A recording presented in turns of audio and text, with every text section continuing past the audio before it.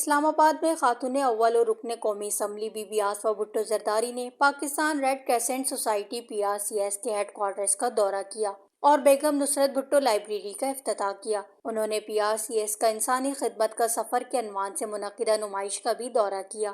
PRCS head quarters آمد پر chairperson محترمہ فرزانہ نائک اور ادارے کے سینئر حکام نے ان کا استقبال کیا۔ انہیں پاکستان ریڈ کریسنٹ سوسائٹی کے قیام 1947 سے اب تک کی انسانی خدمات، امدادی سرگرمیوں، تاریخی کردار، رضاکار نیٹ ورک اور نوجوانوں کی شمولیت پروگرامز پر تفصیلی بریفنگ دی گئی۔ بی بی آصفہ بھٹو زرداری نے بیگم نصرت بھٹو لائبریری کا افتتاح کرتے ہوئے فیتا کاٹا اور یادگاری تختی کی نقاب کشائی بھی کی۔ اس موقع پر انہوں نے نمائش کا دورہ کیا جس میں PRCS کی انسانی خدمات، آفات سے نمٹنے کی کارروائیاں اور تاریخی امدادی سرگرمیوں کو اجاگر کیا گیا تھا۔ ساتھ ہی بھٹو خاندان سے وابستہ انسانی خدمت کے اقدامات کو بھی پیش کیا گیا۔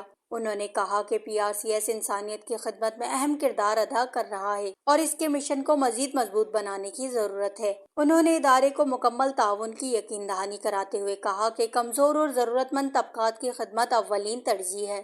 چیئرپرسن PRCS فرزانہ نائک نے کہا کہ بیگم نصرت بھٹو لائبریری انسانی خدمت، تحقیق اور نوجوانوں کی رہنمائی کا اہم مرکز ثابت ہوگی۔ انہوں نے PRCS کی تاریخ اور بھٹو خاندان کے انسانی خدمت کے کردار کو خراج تحسین پیش کیا۔